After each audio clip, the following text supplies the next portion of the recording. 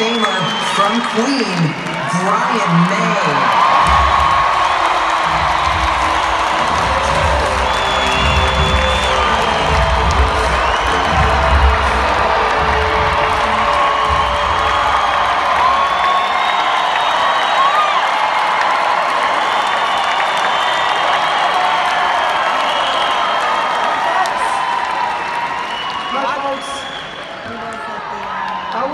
From tonight, 65 years after Bill Haley sang Rock Around the Clock. Rock and roll is alive and well. Am I right?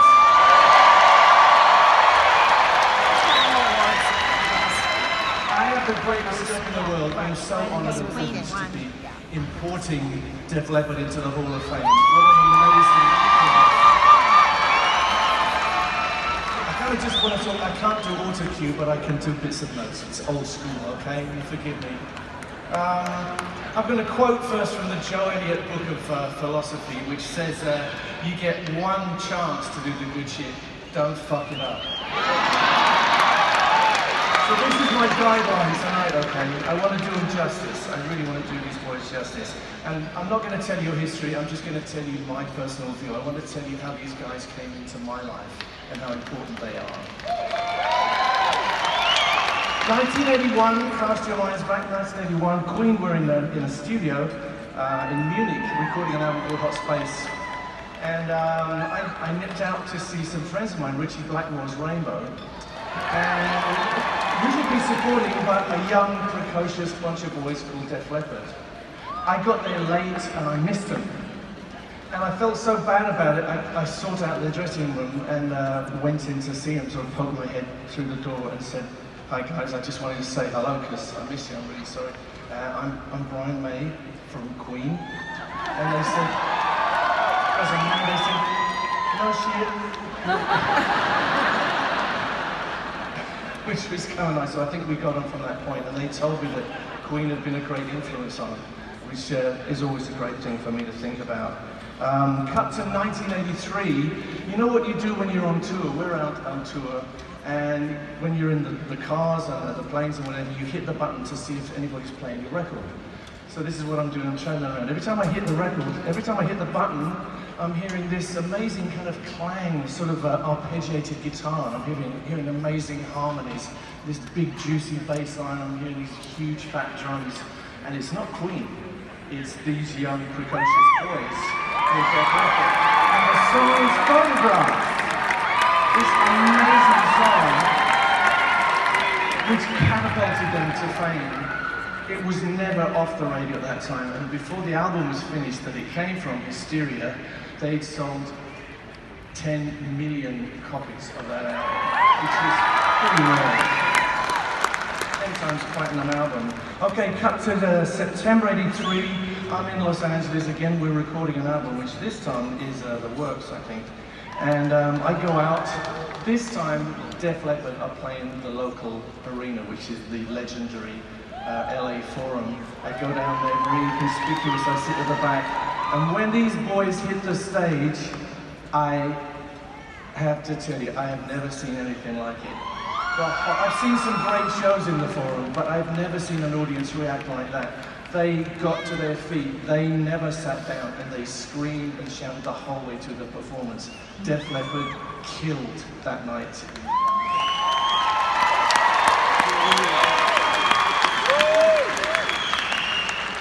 I went backstage to see him afterwards. They invited me, and just like when we first played in the States, all their mums and dads are there, very proud of mums and dads, and I get introduced to them. And the boys say, "Will you come up and play with us tomorrow night?" They're too nice, so I said yes. And the rest is history. We played Traveling Band. It's history, except to say that I nearly lost my career and my life because this is pyromania, and the production has all kinds of fire in it. You know what that is? And actually Joe warned me, he said, "Watch out for the fireworks at the end." I'm thinking, no, just be careful. But I'm at the end, we finished Traveling, and we're up behind the drums, and there's a kind of chasm in front of us where the fire's about to come out. I have no idea. I'm gone. I'm like giving it all this, and Joe's going, "Brian, Brian!" And I'm thinking he's just kind of appreciating me, you know? But he's going, "Brian, Brian, the fire!" Anyway, this huge sheet of flame comes up in front of me, and just in time, Joe's dragged me out of it. Otherwise, I wouldn't be here tonight. So early on in our career, Joe Elliott saved my life.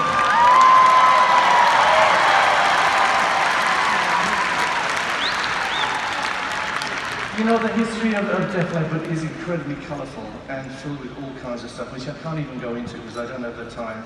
But they started August 1977 in Sheffield, England, which is not a very glamorous place, and as a lot of people have said here, there's a great urge to get out. They recorded 11 incredible albums, and they played their asses off around the world many, many times. They did it the old-fashioned way. They played and played and played, and they made great music in the studio.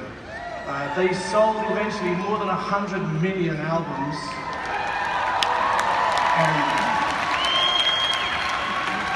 they endured being very fashionable and being very unfashionable as well, as sometimes happened, particularly in England, where sometimes the press wasn't very kind, you know. I don't know why this happens, but they kind of got attacked, among other things, for making hit records. Now, can I just remind you what some of those hits were? We got Bringing on a Heartbreak, Photograph, Fooling, Pour Some Sugar, Armageddon, Hysteria, Let's Get Rocked, When Worlds Collide, Animal, Love Bites, Rock of Ages, Rocket. It's a lot. That isn't even a full list. They released 50 singles, most of which were hits, and many were #1s. But there was this kind of feeling abroad in the press and in the media, particularly in the UK, as I say, that maybe that made them uncool. Well, let me tell you, those songs, the fact that they wrote real songs that people can sing and carry in their heads, is the reason that Def Leppard will be remembered in hearts and minds long after all of us have left the world.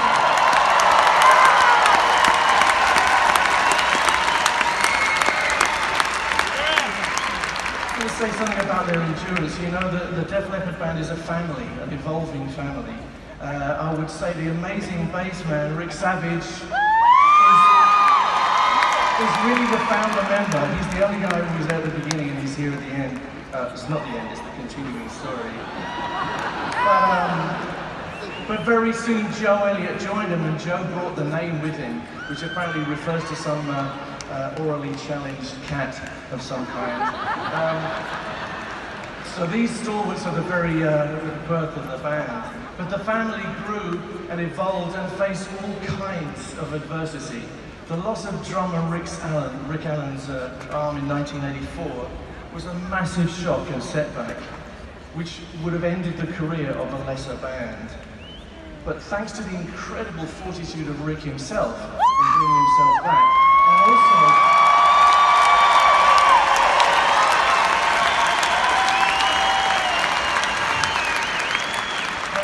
thanks to the incredible loyalty and cohesiveness of that family, which is Def Leppard, in supporting him when he came back, they actually grew in stature and in every way. Not only Rick, but the whole band benefited in a sense. And I was there at Donington when he first came back for that triumphant return. Similarly, the loss of the fantastic riffmeister, I would call him, Steve Clark in 1991, will always be mourned. What a great player, what a wonderful player.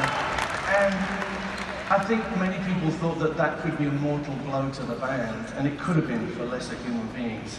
But the current guitar duo of Phil Collin and Viv Campbell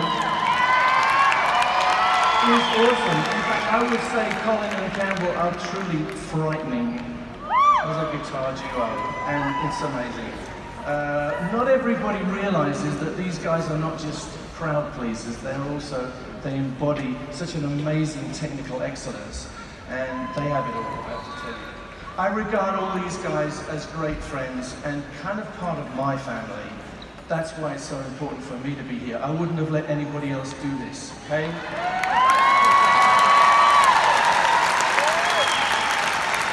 They all turned up for our Freddie Mercury tribute, which was 1992, and we played together lots of times. And Joe and I, in particular, have shared many precious and fun moments, snatched among the madness of touring life. we have a strong bond, and he's one of my dearest pals. When Steve died, Joe says that the first phone call he got was from me. And when the news got out of Freddie's passing, first phone call I got was from Joe Elliott.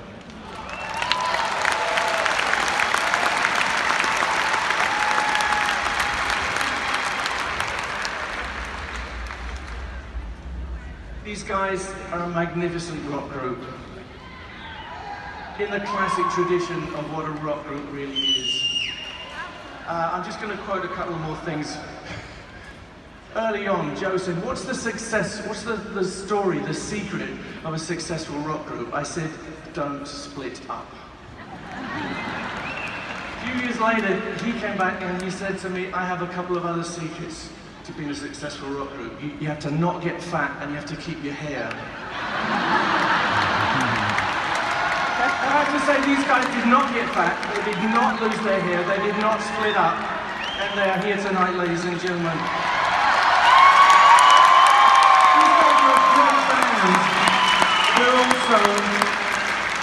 They're also as honest and decent a bunch of magnificent human beings as ever came out of Yorkshire, or Britain, or the world. Ladies and gentlemen, it's my privilege to welcome Induction to the Hall of Fame, Leppard!